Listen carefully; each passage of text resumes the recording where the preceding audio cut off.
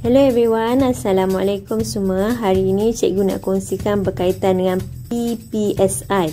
PPSI ataupun nama penuhnya adalah pentaksiran psikometrik. Pentaksiran psikometrik ini adalah salah satu kaedah yang digunakan secara sistematik untuk mengumpul maklumat yang menggambarkan trait psikologi murid dan mengukur kebolehan semula jadi murid. Untuk tingkatan 3, ada 2 psikometrik yang perlu dijalankan, iaitu inventory minat kerjaya dan juga inventory kecerdasan pelbagai. Untuk video kali ini, cikgu akan kongsikan inventory minat kerjaya. Murid-murid boleh dapatkan kod IMK daripada guru kaunseling di sekolah masing-masing.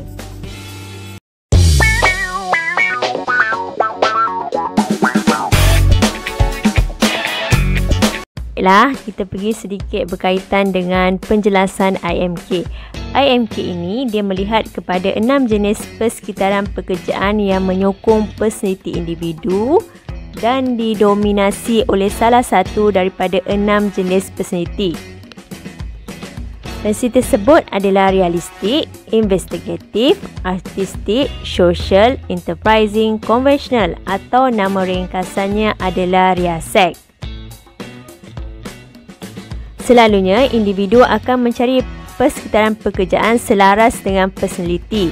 Apabila keselarasan berlaku, individu akan merasa seronok dan puas. 6 jenis personaliti minat kerjaya: realistik, investigatif, artistik, social, enterprising dan conventional. Okey, kita pergi yang pertama, realistik. Realistik ni adalah lebih kepada membuat.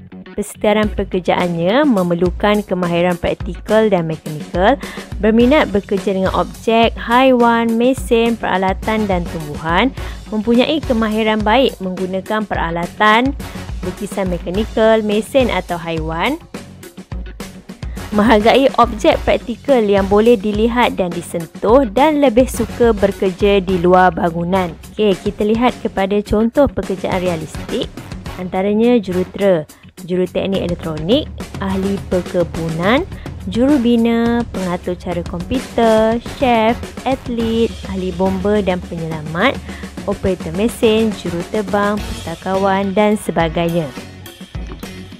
Kita pergi kepada trait personaliti realistik. Individu ni akan bersifat praktikal, mekanikal, natural, materialistik, suka menggunakan peralatan dan mesin, berhemah, prinsip, akur, introvert dan tulen. Yang kedua adalah investigatif. Investigatif ni atau nama lainnya adalah lebih berkonsepkan memikir. Persekitaran pekerjaannya adalah kemahiran penyelidik, saintifik, intelektual, analitikal, mementingkan ketepatan. Suka membuat pemerhatian, mempelajari sesuatu, membuat penyelidikan, menganalisis, menilai dan menyelesaikan masalah.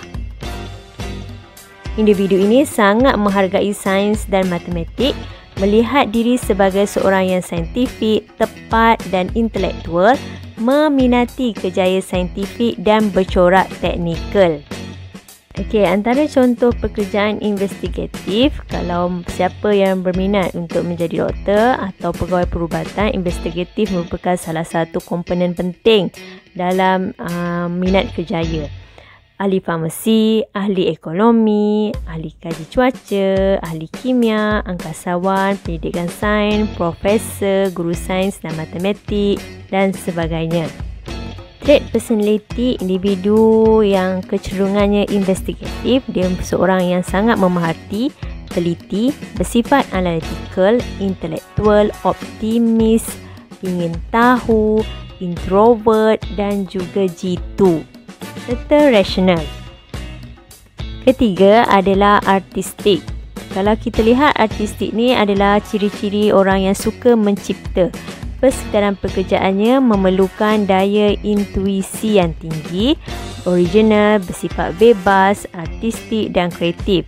Suka bekerja dalam situasi yang kurang berstruktur, bukan rutin kebiasaan, mempunyai apresiasi yang tinggi dan menghargai nilai seni. Contoh pekerjaan artistik bagaimana pula? Kalau contoh pekerjaan artistik, dia boleh menjadi arkitek, penulis seni kreatif, artis, pengarang, kartunis, wartawan hiburan, pereka fashion, juru foto, pereka grafik, juru solek, pelukis, pengubah lagu dan sebagainya.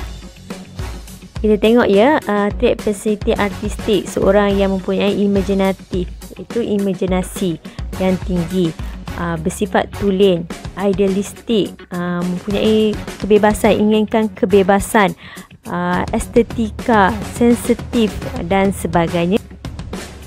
Seterusnya adalah sosial, salah satu daripada trait kejayaan dan kecenderungan yang paling popular di sekolah cikgu. Okey, kalau sosial ni dia mempunyai sifat menolong yang sangat tinggi. Persekitaran pekerjaannya selalunya memerlukan interaksi, kerjasama, saling membantu, melatih, membuat kebajikan kepada orang lain, mempunyai kemahiran berkomunikasi dengan orang lain dan paling suka kepada aktiviti membantu, memberi perkhidmatan dan menyelesaikan masalah sosial. Antara contoh pekerjaan dalam bidang sosial adalah guru, pensyarah, kaunselor, pekerja sosial, pegawai perhubungan awam, penyambut tetamu, paramedik, jururawat. Kalau kita lihat kepada trait personality individu yang berkecenderungan dalam bidang sosial ni, dia seorang yang suka menolong, mudah bekerjasama, seorang yang mesra, peramah, sabar, ekstrovert, empati, baik hati, bertanggungjawab dan boleh dipercayai. Seterusnya adalah enterprising. Enterprising ni ciri-cirinya adalah suka memujuk. Persekitaran pekerjaannya melibatkan pentadbiran, pengurusan, penjagaan dan keusahawanan. Dalam suasana pekerjaan, wujud situasi mengarah, memimpin, menguruskan individu lain, menjual barangan dan idea. Matlamat akhir ciri-ciri enterprising ini adalah untuk mencapai keuntungan organisasi atau keuntungan ekonomi. Antara contoh pekerjaan ciri-ciri individu yang mahir memujuk ini adalah usahawan, eksekutif pemasaran, eksekutif periklanan, peguam, ahli politik, jurujual, pengurus hotel, jurulatih, ejen pelancongan, pengarah syarikat dan sebagainya yang berkaitan. Okey, kita lihat trait personality enterprising, seorang yang mempunyai ciri-ciri kepimpinan. Sukakan pencapaian, seorang yang bertenaga, mempunyai daya pujuk yang tinggi, suka mempengaruhi orang lain, suka meneroka, yakin diri, sangat optimis, bercita-cita tinggi, mudah mesra, berwawasan, ekstrovert, suka menonjolkan diri serta sebagainya yang berkaitan. Okey, kecenderungan yang terakhir adalah konvensional. Konvensional ni mempunyai ciri-ciri mengurus yang sangat baik. Persekitaran pekerjaannya melibatkan data, nombor dan perkeranian. Melakukan kerja dengan struktur, teliti dan teratur, mudah mengikut peraturan dan juga arahan. Okey, contoh pekerjaan konvensional adalah kerani, setiausaha, penyimpan kira-kira, guru penjagaan, guru perakaunan, konten, juru terangkas, pegawai bank, pegawai cukai, penilai harta, juru audit, juru wang, pegawai perangkaan dan operator komputer. Okey, kita tengok pula ciri-ciri personality konvensional. Seorang yang berstruktur tinggi, seorang yang teliti, teratur, daya tahan tinggi, seorang yang akur, bersifat praktikal, mengikut aturan, mengikut perintah, cermat dan cekap mengemaskini maklumat yang diperlukan.